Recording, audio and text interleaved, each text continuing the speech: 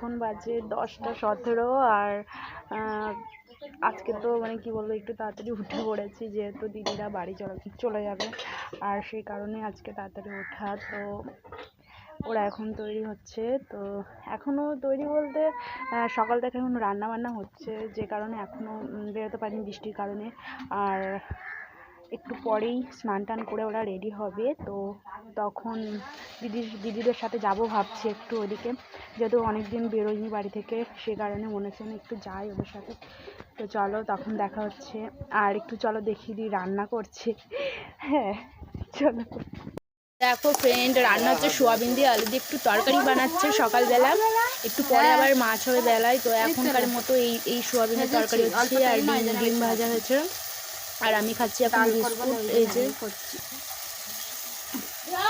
এই যে আমাদের আধুনিকে দেখাবো না, যেহেতু পছন্দ করে না মুখ দেখানো, তাই দেখাচ্ছি না, ঠিক আছে? তো চলো বাই। দিচ্ছি কেমন কাঁদছে দেখো তোমরা ফ্রেন্ড, ও বাড়ি যাবে না বলছে, আমি বলছি আবার আসবি, দেখো কেমন কান্না করছে। আবার আসবে, হ্যাঁ মোনা, আবার আসবে তো। বাড়ি চলে যাচ্ছে, আমি রাস্তায় আছি, আর এত কাদা মানে যেতে পারছি। শাকগুলো দিয়েছো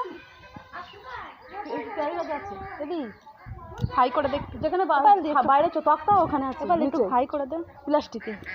হাই গাইস, হ্যাঁ। আর দিদির মেয়েটা আগে আগে যাচ্ছে, ওর মনটা খুবই খারাপ। পর যাবো, কিন্তু এখন যাওয়া অসম্ভব, এখন যাওয়া মানে পরে যাবো। তো ওরা চলে যাচ্ছে।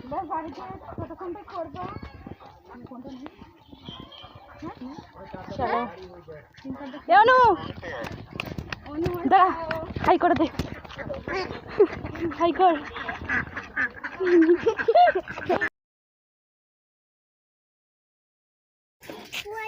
চালটা নিলে চলবে তো, এই মেয়েটা নিল না। এখনো টাটা